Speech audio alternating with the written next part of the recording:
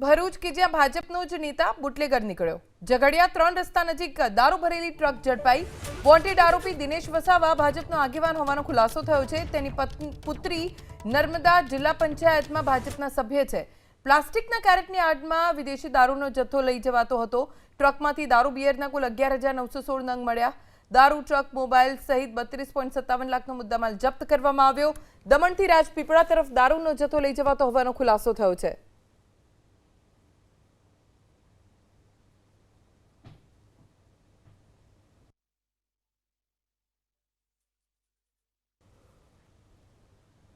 દિનેશ વસાવા જેના નેતાઓ સાથે અલગ અલગ ફોટોઝ પણ વાયરલ થયા છે, જે દારૂની ખેપ મારતો ઝડપાયો છે।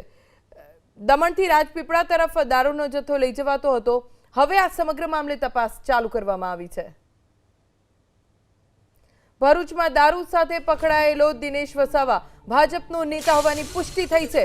સાંસદ મનસુખ વસાવાના દિનેશ વસાવા ભાજપનો નેતા હોવાની પુષ્ટિ।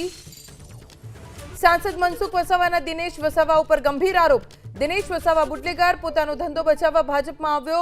ભરૂચ પોલીસને અભિનંદન, દિનેશ વસાવાને ઝડપી લીધો। દિનેશ વસાવાને લઈ સાંસદ મનસુખ વસાવાએ નર્મદા પોલીસને પણ આડે હાથ લીધી। તેમણે કહ્યું કે મેં નામજોગ પોલીસને લિસ્ટ આપ્યું છતાં પકડતી નથી। દિનેશ વસાવાનો 15 વર્ષ પહેલા 3 કરોડનો દારૂ પકડાયો હતો। રેતી દારૂના અડ્ડા ચલાવવા દિનેશ વસાવા ભાજપમાં આવ્યો।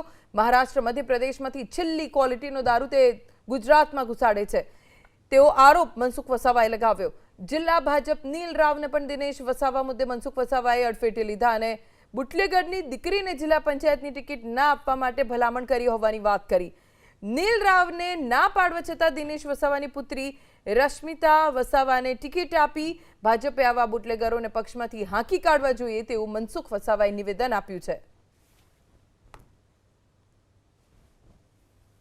એ કોંગ્રેસમાં હતા ત્યારે ચિત્રોડમાં દારૂ પકડાયો, એ 3 કરોડ રૂપિયાનો દારૂ પકડાયો હતો। તે વખત પણ અમે કાયદેસરની કાર્યવાહી કરી હતી। એ પછી એમાંથી આ ધંધો આ પ્રકારનો ચલાવવા માટે ભાજપમાં રહીને સરકાર ભાજપને એટલે આ ધંધો ચલાવવા માટે એને અમારા ફોટા પણ સાથે દિનેશે મૂક્યા છે અને સાથે કોઈ વાંધો નથી। પાર્ટીના કાર્યક્રમમાં આવી જાય ને અમારા સાથે ફોટા પાડી લે। ઘનશ્યામભાઈ સાથે પણ આવા ફોટા પાડી લીધા છે, પણ મારો તો રેકોર્ડ છે। આ દિનેશનો સમય પણ મેં વિરોધ કર્યો છે। દિનેશ જેવા બધા જ બુટલેગરોનો ખુલ્લેઆમ વિરોધ કર્યો છે અને નામજોગ મને ડીએસપીને કેટલીક વખત કે જવાબદાર અધિકારીને નામજોગ આપ્યા છે કે આ પ્રકારના બુટલેગરો આ પ્રકારનો ધંધો કરી। એ લિસ્ટ આપ્યું છે, મેં લિસ્ટ આપ્યું છે આ બધા બુટલેગરોના કે આ મોટા મોટા બુટલેગરો છે। નર્મદાના જ એસપીને લિસ્ટ આપ્યું છે।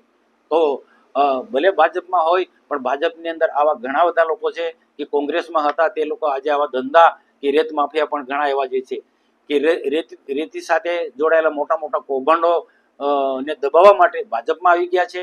દારૂના અડ્ડા ચલાવનાર આજે ભાજપમાં આવી ગયા છે। છતાં પણ ગુજરાતના માનનીય મુખ્યમંત્રી ભૂપેન્દ્રભાઈ પટેલ સાહેબ અને નાયબ મુખ્યમંત્રી હર્ષભાઈ સંઘવી આવા લોકોને સખ્તાઈથી કામો લે છે। કડક રીતના એમની હાથે કાર્યવાહી કરી રહ્યા અને જે પણ હોય ભાજપનો હોય કે કોઈ બી હોય, ભાજપનો હોય કે કોઈ પણ હોય, એમની સામે કડક હાથે કાર્યવાહી મને આનંદ છે। તો ભાજપ નેતા દારૂ સાથે ઝડપાતા કોંગ્રેસે ભાજપ ઉપર પ્રહાર કર્યા। કોંગ્રેસના પ્રદેશ અધ્યક્ષ અમિત ચાવડાએ ભાજપ પર પ્રહાર કરતા કહ્યું કે ગુજરાતમાં દારૂબંધી તો માત્ર કાગળ પર છે। ભાજપ રાજમાં 30 વર્ષથી દારૂબંધીનો કાયદો અભેરાઈ પર છે। ગુજરાતમાં બેફામ હપ્તાખોરીના કારણે દારૂની રેલમછેલ છે। જો પોલીસ ચુસ્ત બંદોબસ્ત ગોઠવે તો ટીપોઈ દારૂ ગુજરાતમાં ના આવે। સ્થાનિકથી ગાંધીનગર સુધી હપ્તા જતા હોવાનો અમિત ચાવડાએ આરોપ લગાવ્યો।